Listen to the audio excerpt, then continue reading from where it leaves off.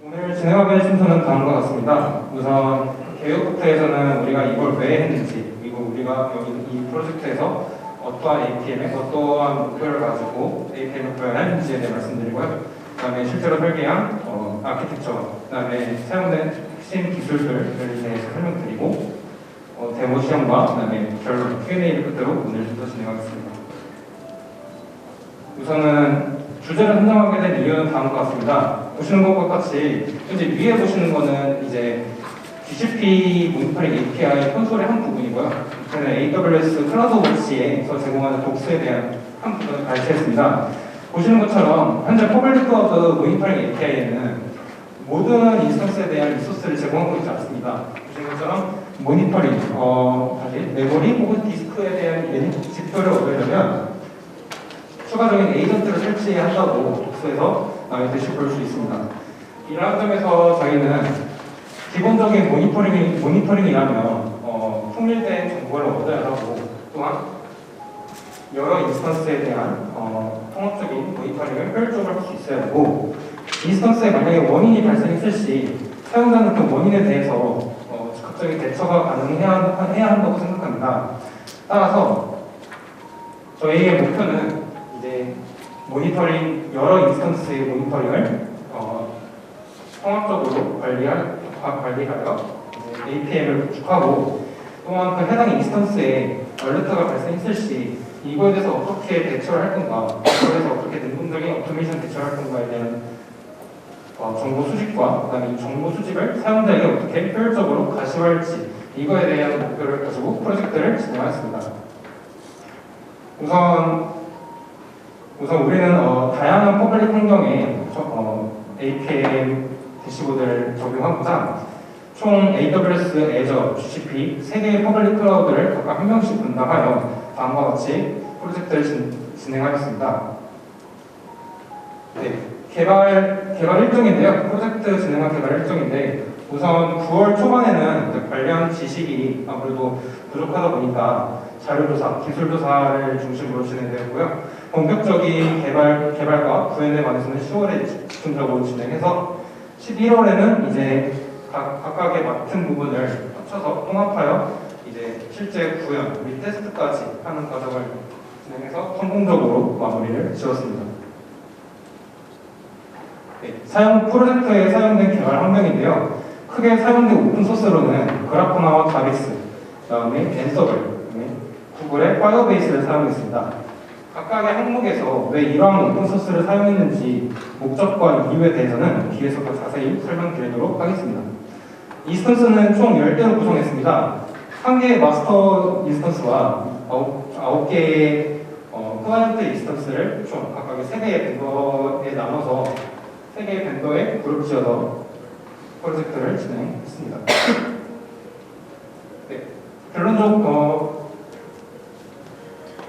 우리가 이 프로젝트를 통해서 얻고자 했던 것은 여러 퍼블릭 클라우드에서 제공하는 모니터링 API들이 통일적으로 제공되는 항목들이 없다 보니 이 점을 이제 오픈소스 APM을 활용하여 통일된 정보를 수집하여 이걸 대시보드화하고 또한 인스턴스에 얼러트가 발생했을 시 이거에 대한 정보 수집 과정과 그 다음에 그 정보 수집한 결과를 어떻게 사용자에게 보여줄 것인가 이것을 에세이즈 2B로 나누어서 진행했습니다.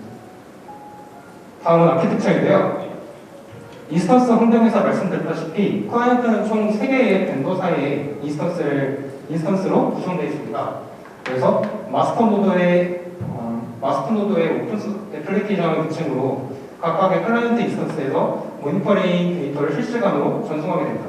또한 마스터 노드에서는 인스턴스에 얼러트가 발생했을 시 그에 대한 정보 수집을 클라이언트에 전송하고 또한 결과 스크립트를 다시 수집받는 형식으로 아키텍처를 설계했습니다.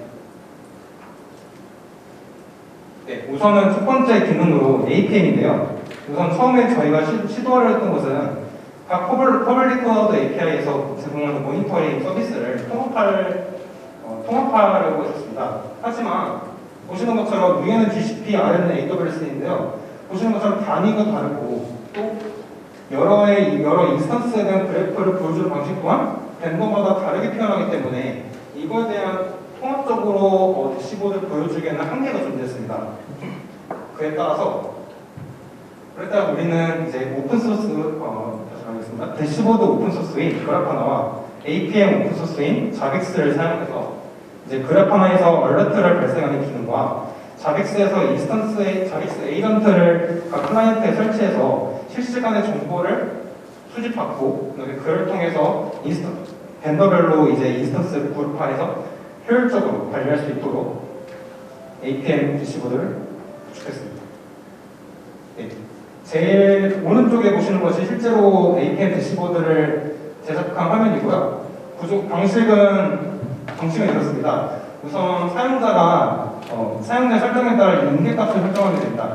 이 인계값이 올라가게 되면 일정 시간 올라가게 되면 그래파나에서는 얼러트를 발생하게 되고 그 데이터들은 자빅스 에이전트에서 받아온 데이터들 위주로 이제 지금 오른쪽에 보시는 것처럼 각 회사의 벤더의 대시보드를 이렇게 제작했습니다. 네, 이제 얼러트가 발생했으니 그러면 얼러트가 발생했을 시 어떻게 대처했냐 이제 이거에 대한 부분인데요. 이 부분부터는 이제 김혁종 팀원에게 발표 넘기면서 진행하겠습니다. 네, 지금 보시는 화면은 앞서서 구성했던 APM에서 이상 통치가 발생하였을 때 그 알람을 통해 알 수 있는 정보의 일부입니다. 여기서 알 수 있는 것은 인스턴스 이름과 항목에 대해 알 수 있는데 이것을 통해서는 이상 통치가 발생했을 때의 원인을 정확히 알기 힘듭니다. 이 이상 통치가 발생했을 때의 원인을 정확하게 파악하기 위해서는 이상 통치가 발생하였을 때 그 즉시 인스턴스 내에 정보를 수집하고 이를 적용할 필요성이 있었습니다. 네, 그래서 조사한 자동화 도구로는 두 개가 있습니다. 먼저 테라폼과 엔서블입니다. 먼저 테라폼 그리고 공통점은 여러 인스턴스를 관리를 하고 자동화한다는 점에서 공통점을 가지고 있었지만 서로 지향하는 점이 조금 달랐습니다. 테라폼은 클라우드 인프라 환경을 구성하고 자동화하는 데 초점을 맞추고 있었고 엔서블은 인스턴스 내의 환경을 자동화하고 구성하는 데 초점을 줬기 때문에 저희는 인스턴스 내의 환경을 확인을 했어야 하기 때문에 저희는 엔서블을 선택하게 되었습니다. 그리고 이 화면은 저희가 자동화가 필요하다고 생각하는 정보 구조의 과정입니다. 이상탐지 발생 알람으로부터 인스턴스의 스크립트를 접하고 DB에 저장하기까지 이 모든 과정을 엔서블로 진행하기에는 무리가 있었습니다. 엔서블로 진행할 수 있는 과정은 인스턴스에 해당하는 인스턴스에 스크립트를 넣고 결과를 수집하고 압축하여 가져오는 과정을 수행할 수 있었는데 이 나머지 이외의 부분을 다음 부분으로 해결하였습니다. 바로 Node.js를 사용한 API 서버를 구축하였는데요. API 서버와 엔서버를 사용하여 자동화를 완성하였습니다. API 서버에서 자동화한 부분을 알려드리겠습니다. 먼저 대시보드에서 알람이 발생을 하면 API 서버가 이를 인지하고 인스턴스 정보와 지표를 파악한 후 이것을 엔서블에게 전달을 하여 스크립트를 돌려 결과값을 가져오게 됩니다. 이 결과값을 가져온 것을 백업을 하고 DB에 저장하는 작업을 API 서버에서 수행하게 됩니다. 다음은 스크립트에 관한 설명입니다. 이 스크립트 부분은 아까 말씀드렸던 오지 못한 그 전햄이 아닌 부분을 하게 될 내용이었는데 제가 발표하도록 하겠습니다. 이상탐지가 발견된 시스템이 어떻게 운영되고 있고 어디에서 문제가 생기고 있는지 원인을 찾기 위해 프로세스에 관련된 정보를 출력하는 스크립트를 제작하였습니다. 출력한 정보에는 인터넷이 보편화된 상황에서 중요한 네트워크가 일반적인 성능에서 중요한 시스템 자원인 CPU, 메모리, 디스크 입출력이 있습니다. 프로세스가 동작하기 위해 연속 처리를 하게 되면 메모리가 올라가게 되고 PID가 할당되기 때문에 저희는 PID를 기준으로 잡았고요. PID를 기준으로 가장 높은 사용률을 보내는 프로세스의 정보와 함께 패키지 정보를 출력하게 했습니다. 또한 PID를 기준으로 네트워크 통신을 사용하는 프로세스의 경우 필요한 정보가 있을 경우 대비해 분석 가능을 하기 위해 패킷을 캡처하도록 제작하였습니다. 그리고 이 스크립트는 커스터마이징이 가능합니다. 다음 슬라이드는 감지되는 시스템의 CPU 사용률이 가장 높은 PID 서버를 보는 스크립트의 일부입니다.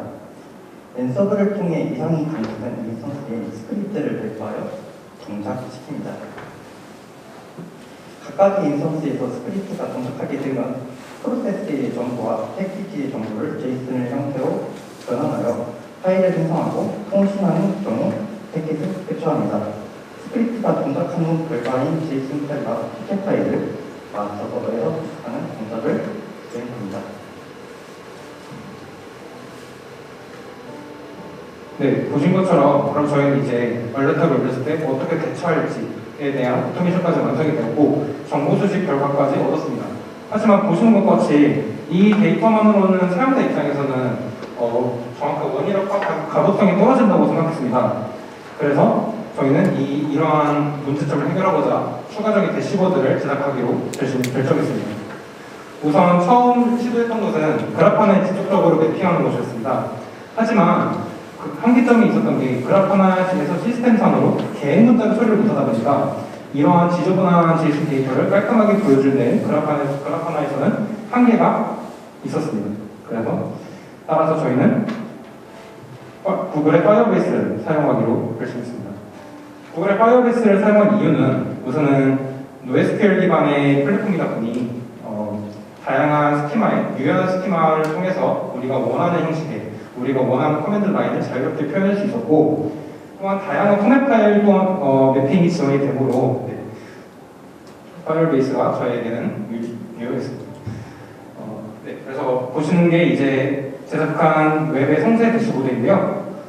보시는 것처럼 개인 문제를 해결하였고 조금 전에 보신 이런 지저분한 것들을 이렇게 깔끔하게 개인 문제를 해결하였고 또 NoSQL을 사용하면서 여러 커맨드 라인, 왜냐하면 결과값이 몇 줄이 나올지는 아무도 모르기 때문에 또 커맨드 라인 위주이기 때문에 어떻게 출력이 될지 모르므로 그거에 대한 해결을 할 수 있었습니다. 네. 그래서 전체적인 흐름을 다시 한번 말씀드리면 첫 번째, 인스턴스에서 얼러트가 생깁니다. 두 번째, 그 얼러트에 대한 메시지를 그래프하나가 보냅니다. 그래프하나는 거기서 해당되는 인스턴스의 이름과 또 어느 포트가 올렸는지 CPU인지 메모리인지에 대한 네임을 추출하게 되고 그 추출한 정보를 가지고 엔서브를 사용해서 다시 얼러트가 올린 인스턴스에 해당되는 항목에 점검 스크립트를 보내서 정보 수집을 합니다.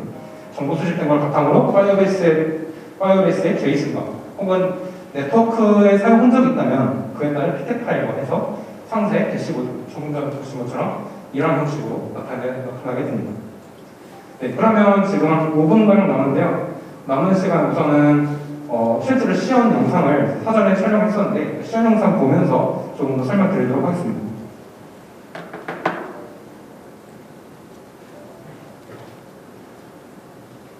네, 보시는 것이 지금 그래프하나 메인 페이지고요. 이거는 이제 통합 페이지라고 해서 모든 인스턴스를 벤더의 구분 없이 모든 인스턴스를 한 번에 확인할 수 있습니다.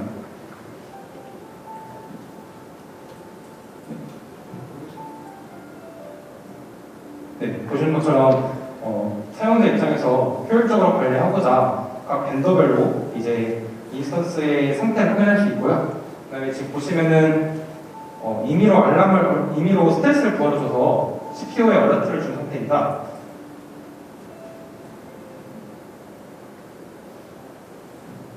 조금만 넘겨주세요. 네. 위에 보시면은 지금 AWS 인스턴스 2 CPU라고 해서 지금 얼러트를 올리자 노드.js로 개발한 API 서버에서 이름을 추출하였고요. 그 이름을 바탕으로 이제 해당 인스턴스에 해당 항목에 대한 해당 항목의 스크립트를 전송해서 이제 파이어베이스에 매핑하게 됩니다.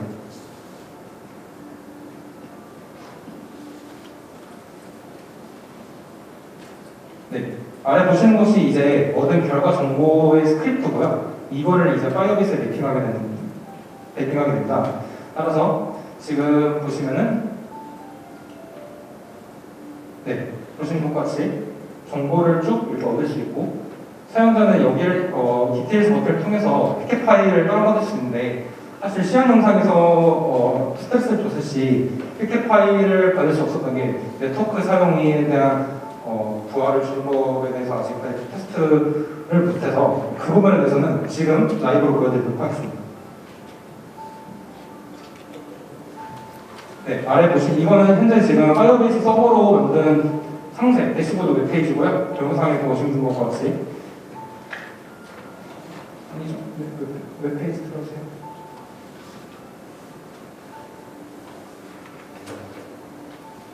네. 네. 보시면 GCP에 얼르트가 발생해서 오늘 보신 것과 같이 PID와 그다음에 그에 대한 패키지 내용 혹은 뭐 어느 커맨드 라인에서 이 얼르트가 발생했는지 다 확인할 수 있고 그다음에 쭉 밑으로 내려주시면 그럼 예를 들어 SSHD를 사용했을 때 이거에 대한 눌러주시겠어요? 네, 하게 되면 다음과 같이 피켓 파일 다운받도 설계됐습니다. 그래서 이 피켓 파일을 어떻게 활용하냐 와이어쇼크 같은 외부 도구를 사용하면 조금 더